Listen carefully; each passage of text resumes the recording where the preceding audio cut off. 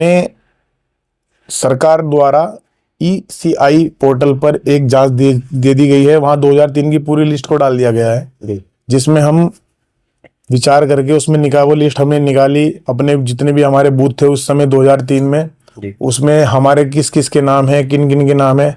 हालांकि वो easily online available है, लेकिन ये है कि जानकारी आदमी को नहीं है।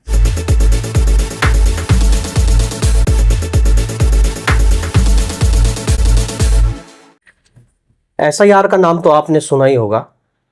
पूरे भारत में एसआईआर लागू हो रही है। कहीं ना कहीं लोगों को उसका फायदा भी है और कई लोग मानते हैं कि उसका बहुत बड़ा नुकसान भी है। क्या उसका नुकसान है, क्या फायदा है, आज हम बात कर लेते हैं इसी मुद्दे पर। क्योंकि हमारे साथ एक जुझारू करवट एक हमारे साथी हमारे साथ हैं जो लगातार अपने क्षेत्र की समस्याओं को उठाकर सामने लाते रहते हैं। आदाब, नमस्कार। आप देख रहे हैं दून वार्ता टीवी हिंदी न्यूज चैनल। खबर उत्तराखंड की राजधानी देहरादून वार्ड 88 मेहुवाला से है। हमारे साथ हैं मुरसलीन भाई और जो समाज सेवक हैं, लोगों की समस्याओं का हल निकालने की कोशिश करते हैं। अभी हालांकि पूरे भारत में एसआईआर शुरू हुई है। बहुत ऐसे राज्य हैं जहां पर एसआईआर कंप्लीट हो गई है। लोगों में आक्रोश भी था कि मोदी ने बहुत गलत किया है, बहुत सारे मुद्दे उठे, बहुत सारे सवाल उठे, लेकिन सही एक्चुअल में एसआईआर क्या है और लोगों को क्या फायदा होने वाला है, उस बारे में बात करेंगे आज। अब उत्तराखंड में शुरू होने जा रही है एसआईआर। हालांकि अभी पूरी डिटेल नहीं पता है कि कब शुरू होगी, लेकिन मालूम यह है कि जनवरी तक हो जाएगी। हमारे साथ मुरसलीन भाई है। मुरसलीन भाई, स्वागत है आपका हमारे चैनल में। धन्यवाद फिरोज। एसआईआर के जो अब शुरू होने जा रही है उत्तराखंड में, लोगों के मन में एक भय का माहौल है, क्योंकि यूपी में खत्म हो गई एसआईआर, पूरी तरह कंप्लीट हो गई। वहाँ के जो बीएलओ थे, क्षेत्र पार्षद थे, उन्होंने पूरा बढ़ चढ़ कर हिस्सा लिया है। आप पहले पार्षद प्रतिनिधि भी रहे हैं और समाज सेवक भी हैं। क्या एसआईआर है और किस तरीके से शुरुआत होने जा रही है और किस तरीके से आज आप लोगों को समझाना चाहते हैं, बताइएगा। दरअसल फिरोज भाई, सबसे पहले तो मैं आपके चैनल के माध्यम से आपको धन्यवाद करना चाहूँगा। और जो ये अहम मुद्दा इस समय हमारे सामने आ रहा है, पूरे भारतवर्ष में एसआईआर सरकार द्वारा कराया जा रहा है। एसआईआर का मतलब है स्पेशल इंटेंसिव रिवीजन, और इसे हम अगर हिंदी में बोलना चाहे तो विशेष गहन पुनर्निरीक्षण इसका नाम है। पुनर्गहन का मतलब एक तरीके से ऑपरेशन। और ये जो हमारी सूची है, वोटर लिस्ट, जो हमारी जो वोटर लिस्ट है उसे बनाने की प्रक्रिया है। और जो नाम हमारी सूचियों में, बहुत से नाम ऐसे थे जो पूर्व में जो मृत भी है, उनके नाम भी सूचियों में है। और कहीं कहीं बहुत सी जगहों पर ऐसे है कि आदमी के नाम कई जगहों पर है, कई विधानसभाओं में उनके वोट है, कई जिलों में उनके वोट है, और जिस वजह से सरकार इसे करा रही है। और ये एक बहुत इम्पोर्टेंट, बहुत अहम ये मामला चल रहा है इस समय, सरकार द्वारा कराया जा रहा है। एसआईआर जो है, इसमें भय की भी बात ज़्यादा नहीं है, लेकिन जिनके नाम 2003 की वोटर लिस्ट में नहीं है, उनके लिए ये एक अहम मुद्दा हो सकता है।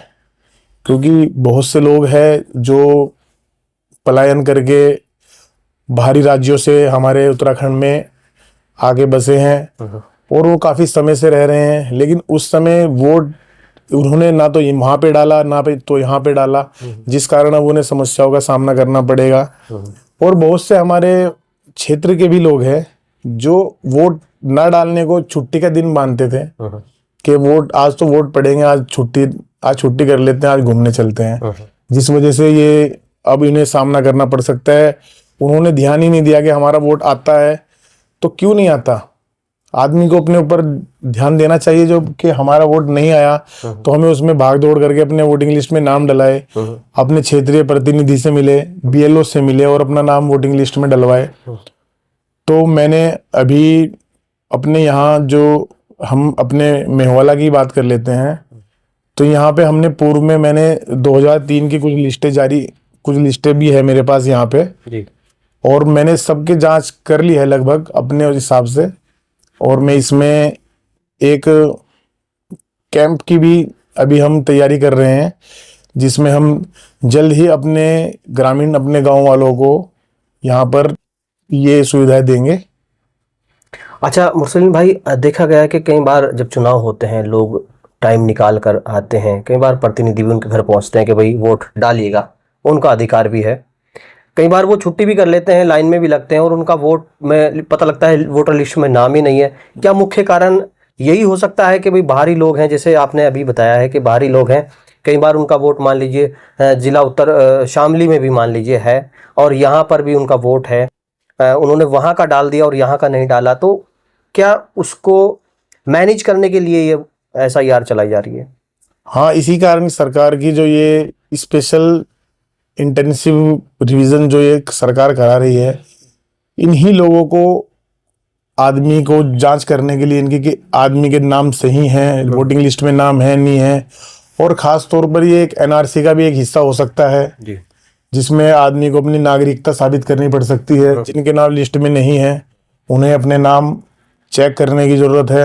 अभी हमारे द्वारा कैंप लगाया जाएगा और जिसकी हम अपने मेहवाला वालों को, खासकर वार्ड 88 और 89, जो भी ये मेहवाला की पूरी समझ जनता है, तो सभी से मेरा निवेदन है कि उस कैंप में आकर अपना नाम जांच करें और हम उन्हें उनका, जैसे कि हमारे पास एक फॉर्मेट आएगा, एक फॉर्मेट, उसमें हमें बताया जाएगा कि 2003 में हमारा कहाँ पर वोट था।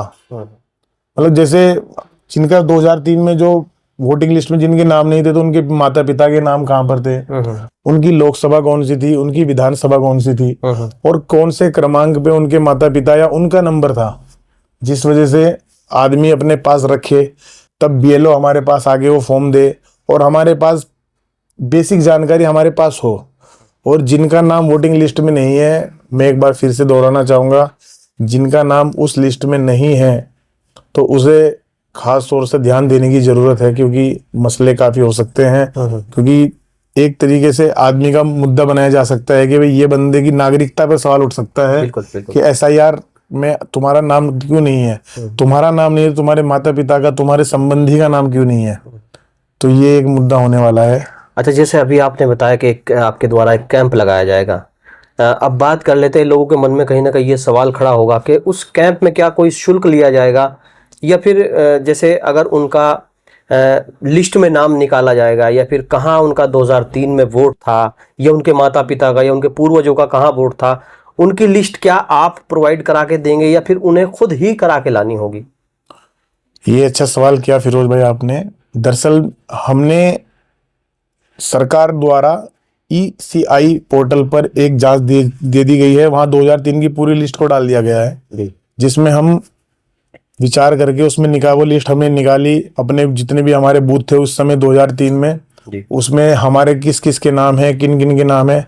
हालांकि वो इजीली ऑनलाइन अवेलेबल है, लेकिन ये है कि जानकारी आदमी को नहीं है। इसी जानकारी को देने के लिए हमने वो कैंप लगाया है।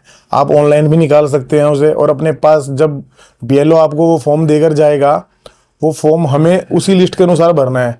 जब BLO हमारे पास आएगा, अगर हमें पता ही नहीं होगा कि भाई हमें करना क्या है, वो हमसे मांगेगा, वो वैसे तो BLO की जानकारी है, BLO हमें जानकारी देगा, लेकिन इससे पहले BLO जानकारी दे, कुछ जिम्मेदारी एक नागरिक होने के नाते हमारी भी बनती है कि हम बेसिक जानकारी अपने पास रखें। और हमें मालूम हो कि 2003 में हमारा या हमारे घर में से किसी का नाम कौन सी विधानसभा में, कौन सी लोकसभा में, कौन से भाग संख्या में और कौन से क्रमांक पर हमारे माता पिता या हमारा नाम मौजूद है।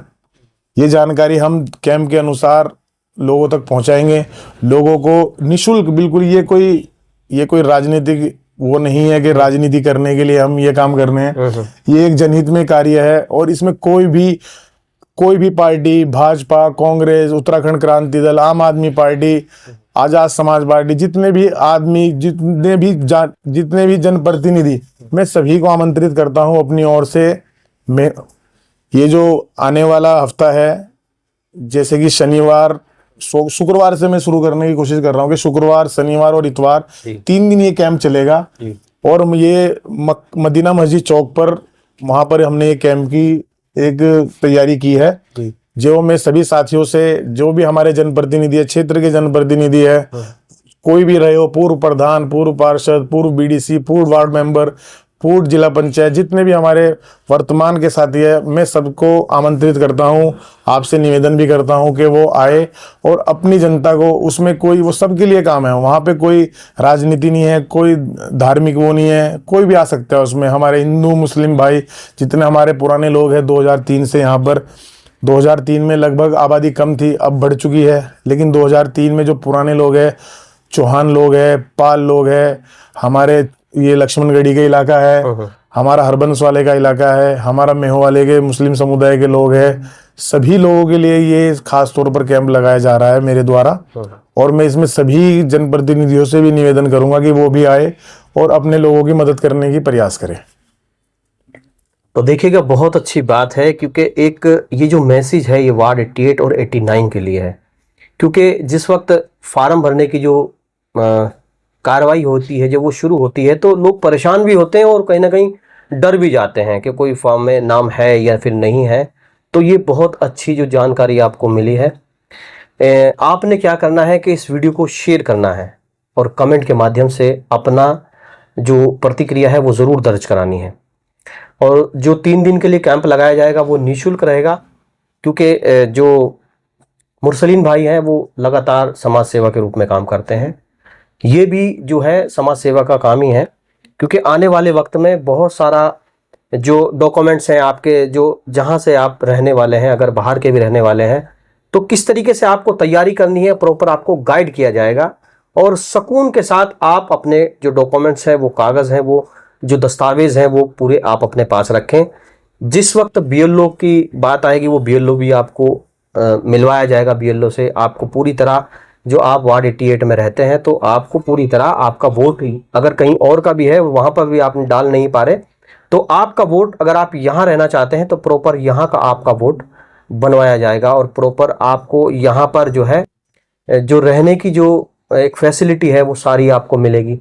कहीं ना कहीं बहुत, जब आप यहाँ की नागरिकता आपकी होगी, आप यहाँ पर रहते हैं, आपका वोट यहाँ का होगा, तो कहीं ना कहीं बहुत सारी जो सरकारी स्कीम है वो भी आपको मिलेगी।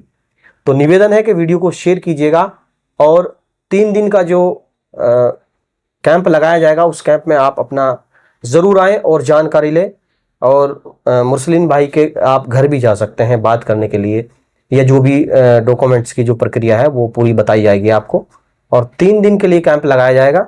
इस कैंप में आप ज़रूर आएँ, क्योंकि आपने देखा होगा पहले भी जो हॉस्पिटल की जो समस्याएं होती हैं, कहीं ना कहीं जो गरीब तबके के लोग हैं, वो उनको ध्यान में रखते हुए जो मुरसलीन भाई हैं वो स्कीम चलाते रहते हैं। इससे पहले भी एक स्कीम चलाई गई थी, जिनके घर में बुजुर्ग माता पिता हैं, मुरसलीन भाई क्या करते हैं कि उनको दवाई दिलाने का काम करते हैं, उनके जो टेस्ट होते हैं वो कराने का काम करते हैं। वो भी निःशुल्क रहता है। उसमें भी एक मैसेज के माध्यम से आपको बताया जाता है। लोग स्टेटस भी इनका देखते हैं, कहते हैं कि भाई अब हम जो उसमें हॉस्पिटल में जो भी उनकी समस्या है उनका निराकार करने की कोशिश करते हैं। तो आप ज़रूर आइएगा और वीडियो को शेयर कीजिएगा। आप देख रहे थे दून वार्ता TV Hindi news channel, Uttarakhand की आवाज़ आपके साथ।